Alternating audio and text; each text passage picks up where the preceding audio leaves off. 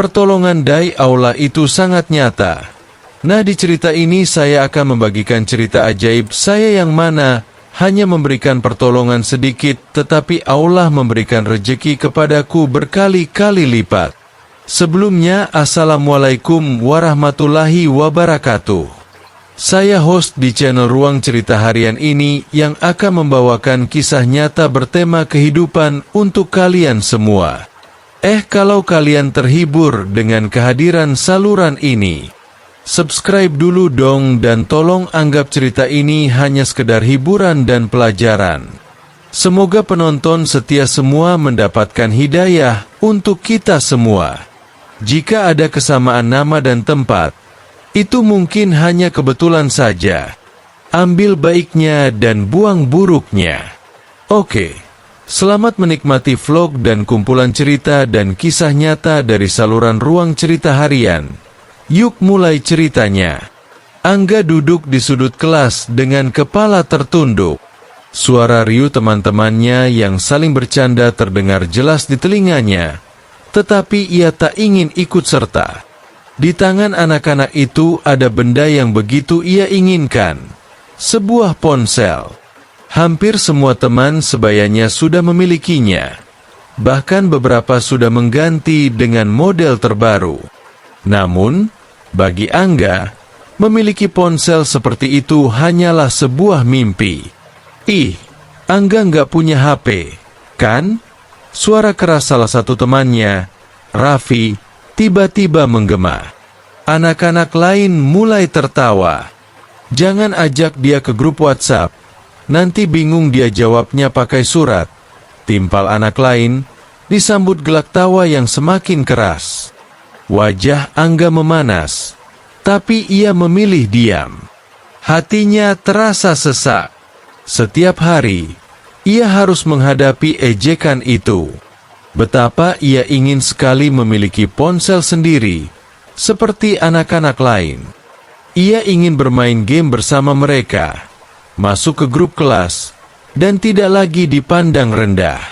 Setelah bel pulang berbunyi, Angga berjalan cepat menuju rumahnya. Rumah kecil itu berdiri di ujung gang sempit, dengan dinding yang mulai pudar catnya dan genting yang beberapa sudah bocor. Ia mendapati ibunya, Bu Sari, sedang menjemur pakaian, sementara ayahnya, Pak Rahmat, baru saja pulang kerja dengan wajah lelah. "Ibu." Angga memanggil lirih, lalu berjalan mendekat.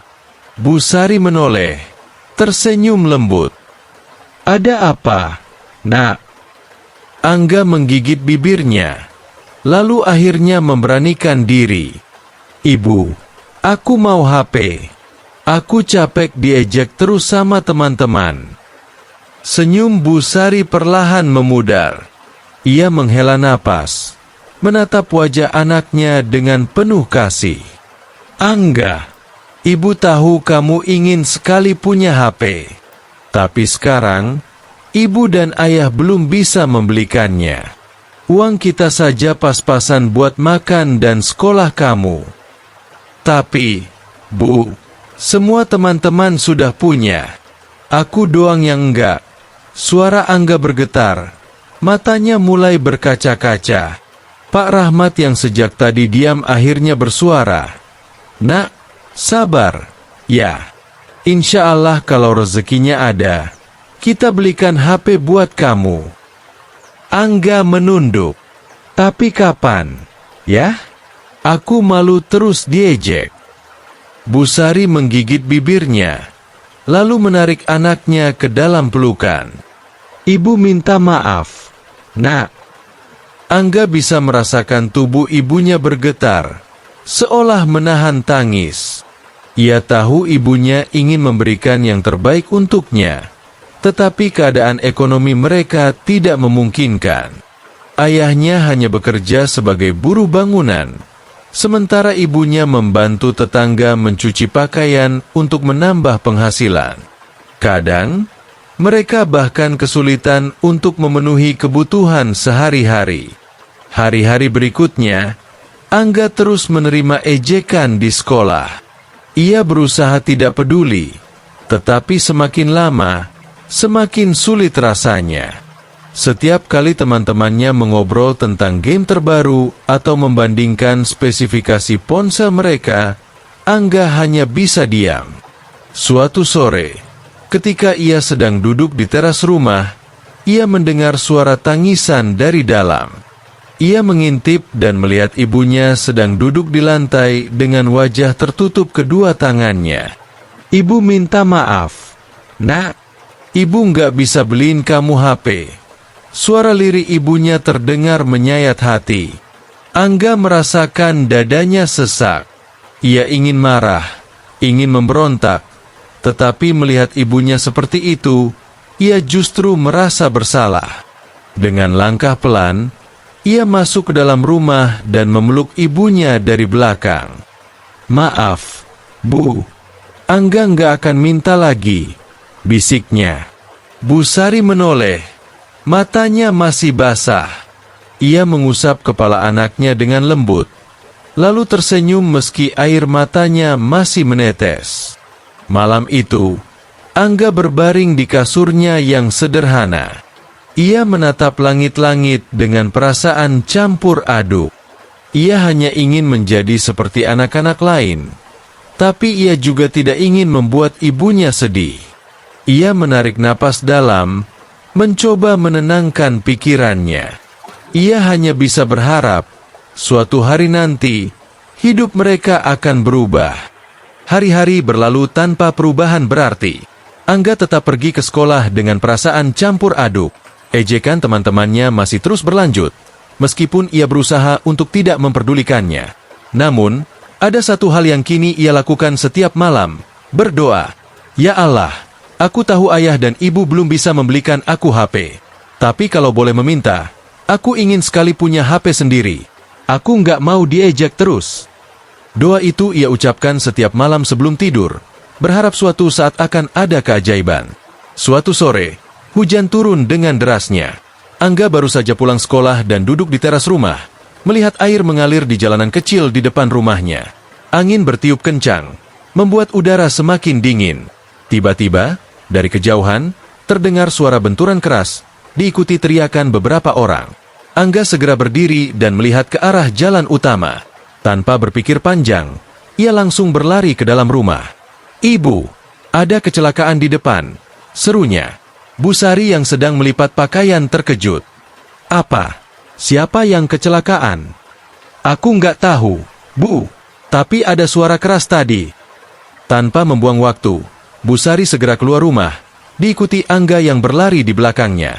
Sesampainya di jalan, mereka melihat seorang pria tergeletak di aspal, dengan tubuh berlumuran darah. Motor yang dikendarainya tergeletak tidak jauh dari sana, sementara beberapa orang mulai berkerumun. Kasihan, sepertinya kepalanya terbentur, bisik seorang warga. Harus dibawa ke rumah sakit cepat, sahut yang lain. Namun, kebanyakan orang hanya berdiri menonton tanpa ada yang benar-benar berani mendekat. Tanpa pikir panjang, Bu Sari segera melangkah maju. Ia berjongkok di samping pria itu dan mencoba mengecek nadinya. Pak, Bapak dengar saya? Tanyanya pelan. Pria itu mengerang pelan, matanya setengah terbuka.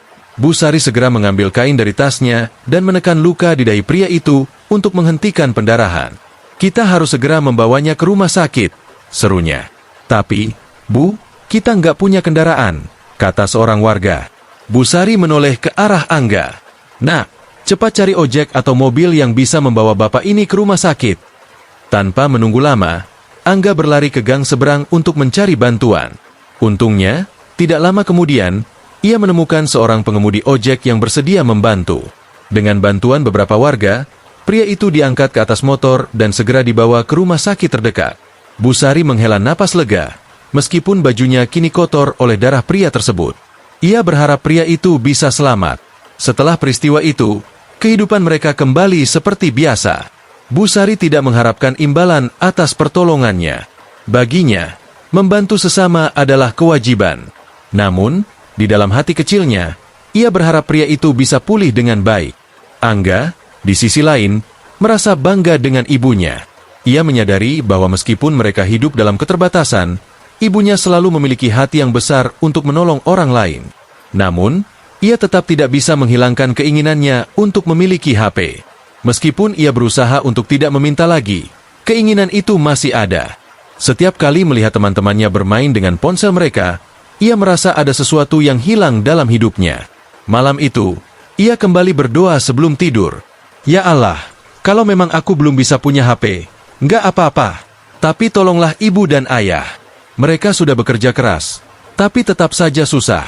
Tolong beri kami rezeki, ya Allah. Tanpa ia sadari, air mata mengalir di pipinya. Ia tidak tahu bahwa doanya akan segera dijawab dengan cara yang tak terduga. Pagi itu, suasana rumah Angga tetap sama seperti biasanya.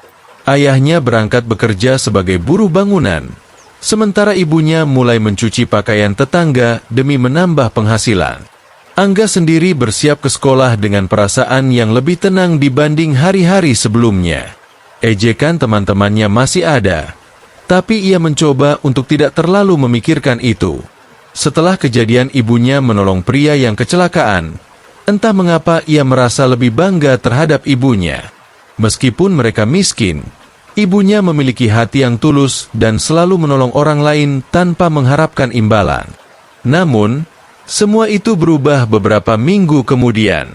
Pagi itu, rumah mereka yang biasanya sepi tiba-tiba didatangi sebuah mobil mewah berwarna hitam. Mobil itu berhenti tepat di depan gang kecil tempat mereka tinggal. Beberapa orang turun dari dalam mobil. Seorang pria berjas rapi, seorang wanita yang tampak anggun, dan seorang lagi yang mengenakan pakaian sederhana. Bu Sari yang sedang menyapu halaman tertegun melihat kedatangan mereka. Ia menaruh sapunya dan berjalan mendekat. "Permisi, apakah ini rumah Ibu Sari?" tanya pria berjas itu dengan ramah. Bu Sari mengangguk, sedikit bingung. "Iya, saya sendiri. Ada yang bisa saya bantu?" Pria itu tersenyum. "Saya pengacara dari Pak Darmawan, pria yang ibu selamatkan beberapa minggu lalu saat kecelakaan." Mendengar itu, Bu Sari terkejut. "Oh, bagaimana kabar beliau sekarang? Apakah sudah membaik?" "Alhamdulillah, beliau sudah pulih dan ingin bertemu dengan ibu secara langsung." Dari belakang pria berjas itu, seorang pria parubaya dengan pakaian sederhana melangkah maju. Wajahnya tampak sedikit pucat, tapi ia tersenyum hangat. "Ibu Sari, saya benar-benar berhutang nyawa kepada ibu. Jika bukan karena pertolongan ibu saat itu, mungkin saya tidak akan selamat," kata pria bernama Pak Darmawan itu dengan suara penuh syukur. Bu Sari tersenyum kikuk. "Saya hanya melakukan apa yang seharusnya saya lakukan, Pak. Tidak perlu berterima kasih sebesar itu." Pak Darmawan menatapnya dengan penuh rasa hormat. "Saya tidak hanya ingin berterima kasih, Bu Sari. Saya ingin memberikan sesuatu sebagai bentuk rasa syukur saya." Pria berjas itu menyerahkan sebuah amplop tebal kepada Bu Sari. Di dalamnya ada uang sebesar 100 juta rupiah. Ini adalah tanda terima kasih dari Pak Darmawan. Bu Sari terperanjat, matanya membelalak, sementara tangannya gemetar menatap amplop itu. "Pak, ini terlalu banyak. Saya tidak bisa menerima ini," katanya dengan suara bergetar. Pak Darmawan tersenyum lembut. "Ibu, saya memiliki banyak rezeki, dan saya percaya bahwa rezeki itu harus dibagikan kepada orang-orang baik seperti ibu. Tolong jangan menolak, karena saya benar-benar ingin membalas kebaikan ibu." Air mata mulai menggenang di mata Bu Sari. Angga yang sedari tadi melihat dari dalam rumah berlari mendekat dan menggenggam tangan ibunya. "Ibu, terima saja," bisiknya lirih. Bu Sari menoleh ke arah anaknya. Ia melihat harapan di mata Angga, melihat bagaimana anaknya begitu menginginkan kehidupan yang lebih baik. Dengan tangan yang masih gemetar, akhirnya ia menerima amplop itu. Terima kasih banyak, Pak," kata Bu Sari dengan suara serak. Air matanya mulai menetes, dan ia langsung bersujud di tanah, menangis haru. Angga ikut bersujud di samping ibunya, merasa seakan tidak percaya bahwa keajaiban benar-benar terjadi di depan matanya.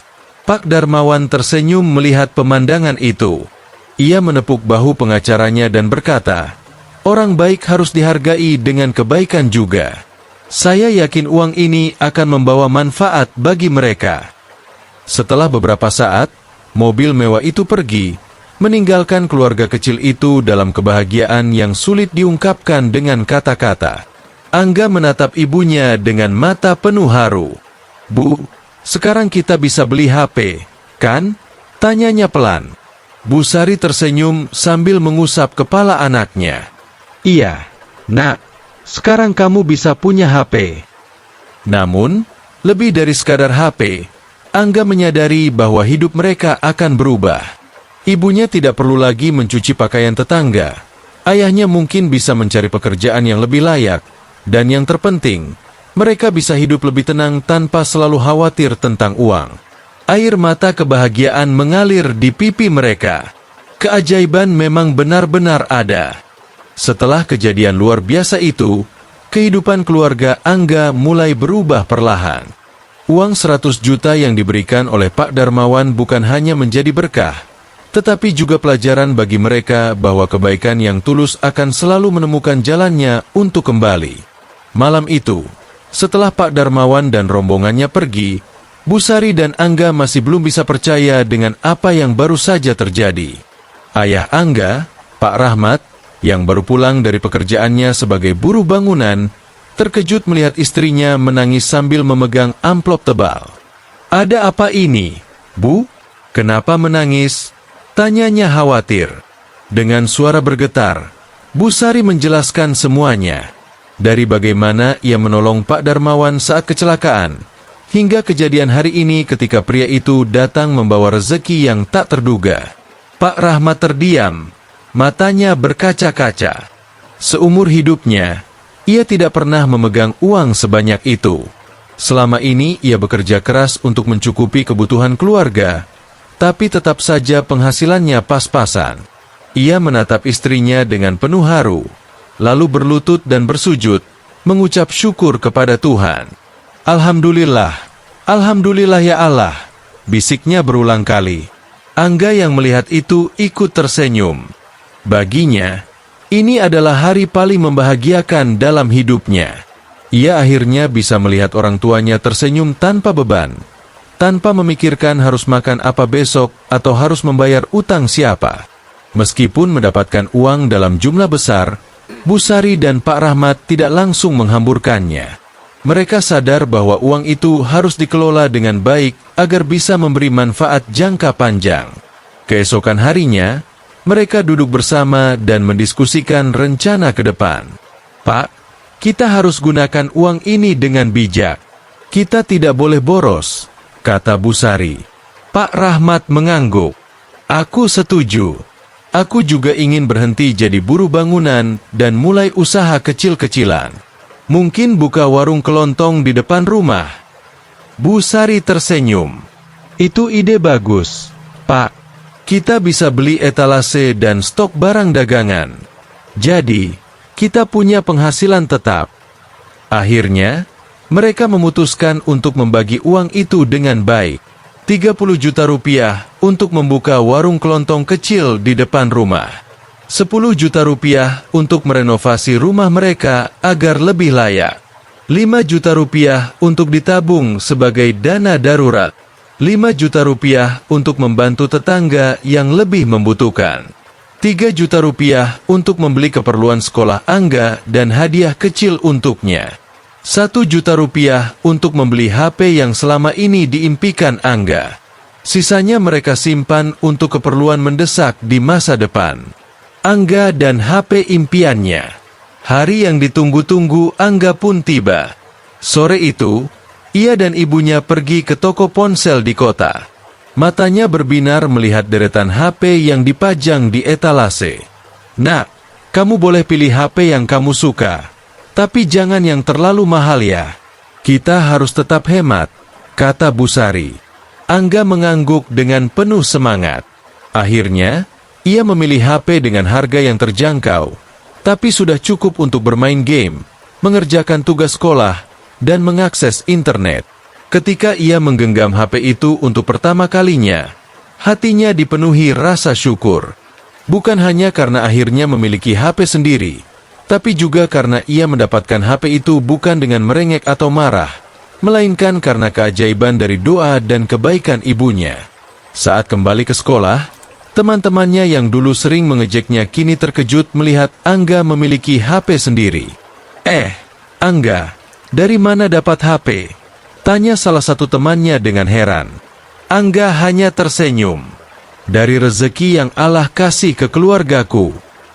Ia tidak merasa perlu membalas ejekan mereka dengan kesombongan. Justru, kejadian ini membuatnya semakin percaya bahwa bersabar dan berbuat baik akan selalu membawa hasil yang baik pula. Warung kelontong yang mereka buka mulai berjalan dengan baik.